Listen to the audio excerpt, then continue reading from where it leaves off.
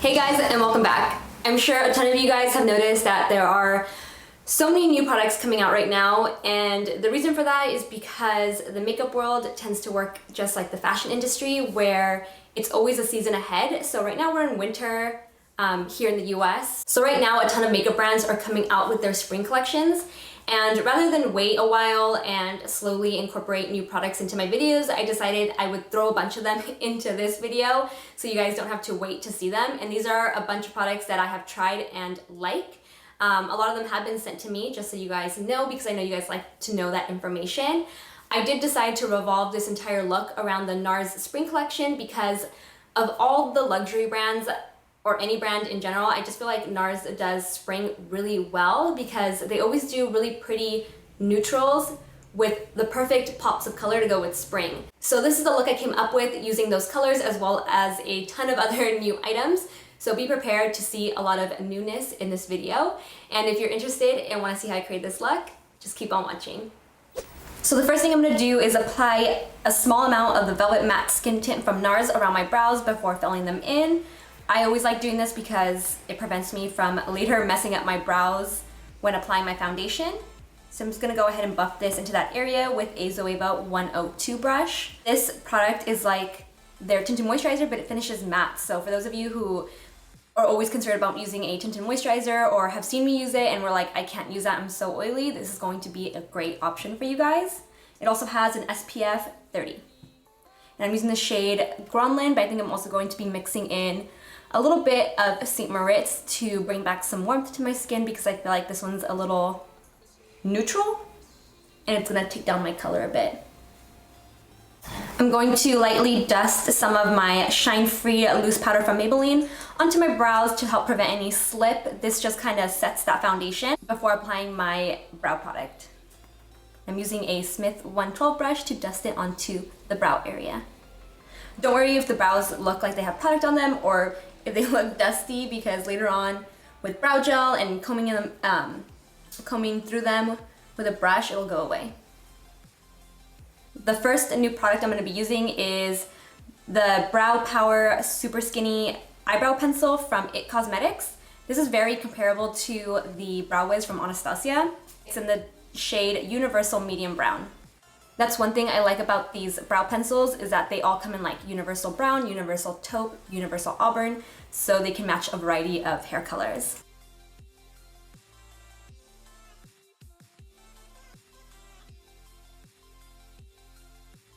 To prime my eyes, I'm going to be using the Benefit Air Patrol Primer.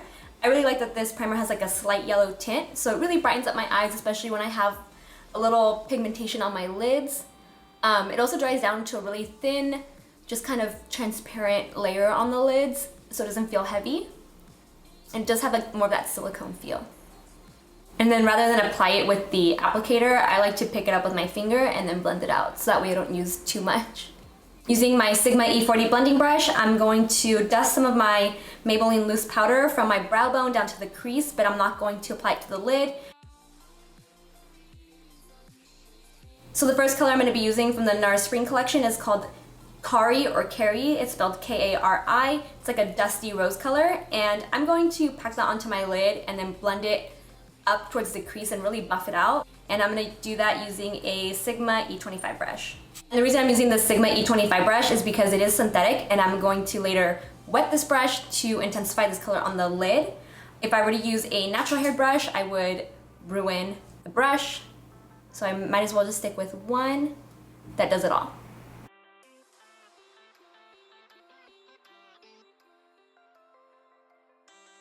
So now again, I'm going to pick up that same shadow onto the Sigma E25 brush, but this time I'm going to spritz it with some water and then pack it onto the lid. The beauty about these dual intensity shadows is that they're meant to be wet, so you can literally get them soaked and they'll go back to their original formula. You're not going to ruin them. And you can see the difference in the crease. It's dry, on the lid it's wet. It just adds like a nice metallic sheen. Totally changes the shadow. I really love these guys. It's like a 2-in-1. Or 3-in-1, because sometimes I'll even use them as a cake liner, which is awesome. To To blend up the shadow, I'm actually going to be using Hammamet, which is also part of the spring collection from NARS. I'm gonna dip my Smith 232 brush into the left side of the shadow, just a tiny bit, and then use that to blend out the edges of this shadow. And I'm starting by applying the color towards the front of the eye, and then blending it back, because that's where I want the most color to be. And I'm also gonna be using the right side of this shadow, and applying it towards the inner corner of the eye as well. I'm almost doing sort of like a reverse ombre eye where all the color's in the center and it diffuses outward versus all the color being on the outside of the eye and then going inward. I feel like the eyes need a little added something, so I'm going to be doing a soft winged liner with eyeshadow. I'm going to be using Corrupt from Makeup Geek and a Delium 763 brush. I'm not sure if this is meant to be like an eyebrow brush, but I'm going to use it anyway. And I'm going to line up the edge of my business card against my eye and then create that soft wing.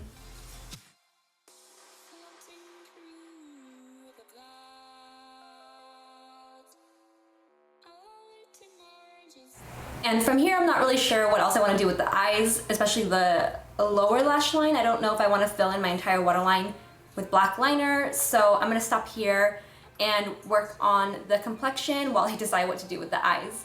So I'm going to go ahead and prime my skin first. I'm going to be using a really hydrating primer because I am going to be using the Velvet Matte Skin Tint, and my skin is more towards the dry side, so I just need to make sure that it's super hydrated if I am going to be wearing a matte product. So for that reason, I'm using the Natasha Denona Hydrating Underbase. I really like this guy. It feels more like a moisturizer than an actual primer. Now I'm just gonna go ahead and apply the Velvet Matte Skin Tint with my fingers.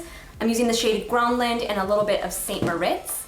So I just smear it, as my friend Lacey says, all over my face, and then blend it out with a beauty blender.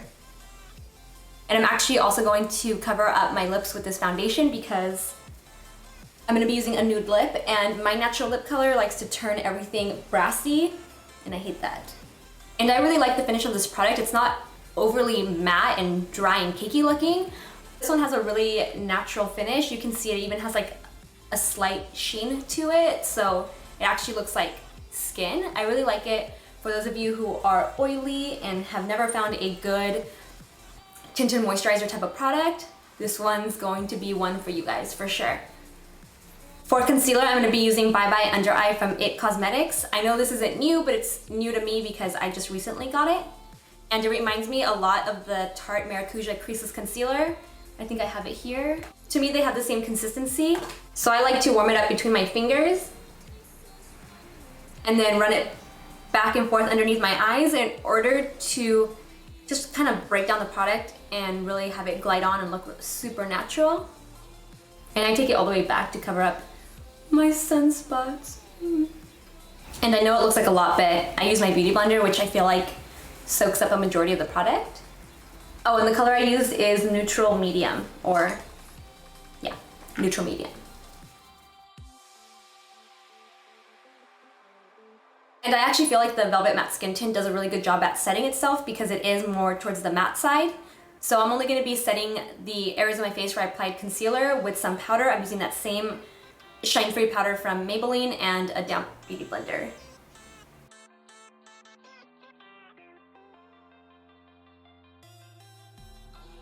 And now that I've set with powder, I'm actually going to go back and finish the eyes. I'm going to start by just applying Kari, the first shadow I used, along the lower lash line, but more towards the outer edge using a Morphe M213. I don't want to blow it out or smoke it out a lot. I just want to keep it really close to the lash line to create almost like a doe-eyed effect.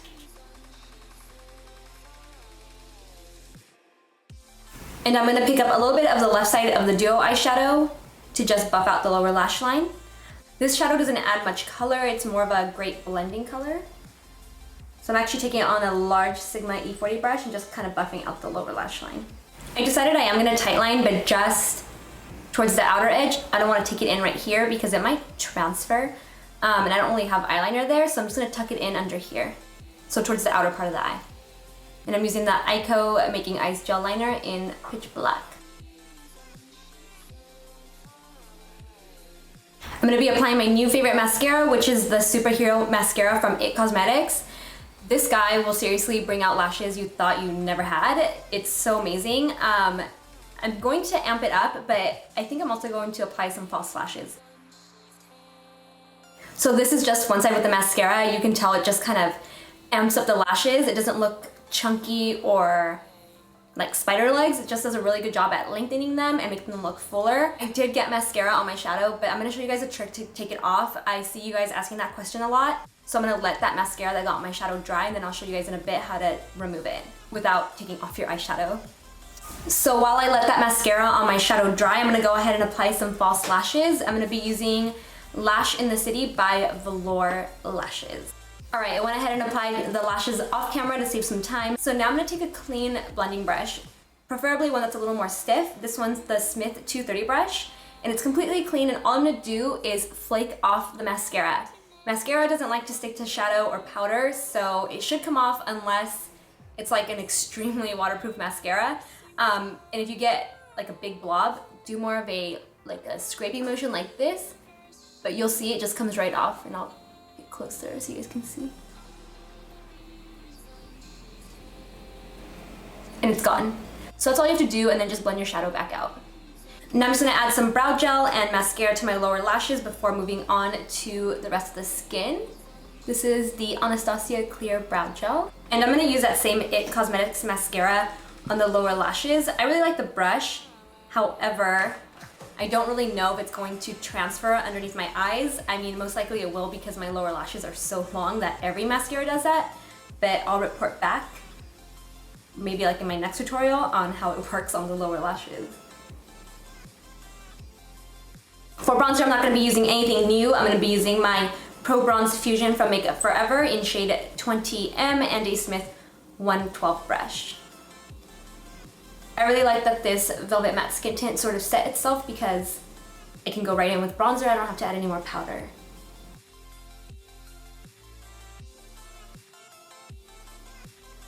For a highlight, I'm going to be using one of the highlighters from the new Glow Kits by Anastasia. The blue one is called Gleam, and this one is more towards the pink side. So I might use this one to go with this look and make it a little more monochromatic. And then the one in the pink palette is called That Glow. These guys are more of your typical neutral gold beigey highlighters. So I think I'm gonna skip out on these, even though these will be like my everyday highlighters. I'm gonna use a Starburst from the Gleam palette. I'm sure a lot of you guys are wondering how these compare to the illuminators from Anastasia, and I would say these seem to be a little more finely milled. The other ones, I don't know, I love the finish of the other ones. You can't even tell they're not textured or chunky. These are like your typical highlighter. I haven't decided which ones I like more or whatnot. I went a little intense with the highlight there. I'll tone it down in a bit. I'm also gonna take that Smith 230 brush and apply this highlighter to the inner corners of my eyes. And for blush, I'm gonna be using another NARS Spring 2016 color. This is Impassioned. It's a perfect taupey pink. You guys know I like really soft blushes. I don't like intense blushes, so this guy's perfect. And I'm applying it with my Sigma. Oh my God, I almost dropped my new blush. I think it's F05. Now to tone down the highlighter and make it look very well blended, I'm gonna grab a large fluffy brush. This is the Sigma F20 brush, and I'm just gonna buff it across my entire face. Really lightly, you're not pressing too hard. It's just going to soften the look of the blush, the bronzer, the highlight, especially right here where I put a little too much, and make it look more blended. And for the lips, I'm gonna keep them really soft. I'm gonna outline them and fill them in first with Oh Honey lip liner from MAC. And I'm gonna finish it off with Instant Crash lip gloss from NARS, also a part of the spring collection. All right guys, that completes this look. Before I head out, I just wanna give you a little NARS inside scoop coming from someone who has freelanced for the brand. Just so you guys know, the boutiques get everything 2 weeks prior to anywhere else. So if you love NARS or you just love being the first to have a product, hit up the boutiques, specifically the NARS Melrose boutique, because that is the one that I freelanced out of, and they would love it if you told them I sent you there. I'm not getting any sort of commission or any sort of benefit from sending you guys there. I'm just saying they're super helpful there. They will literally stay on the phone with you till they have answered all your questions down to finding your foundation match. So give them a call. You can even email them if you're international, and they'll seriously take care of you. I will include all their information down in the description box below. Another thing I want to let you guys know is that if you're in the industry, such as a makeup artist, an actor, actress, model, hairdresser, esthetician, what else? If you do nails, there are a ton of discounts available to you at NARS. A lot of people, I'm surprised, don't know about the NARS Pro program. I mean, that is how I have been able to purchase all of my NARS products, because if not, I know they're super pricey.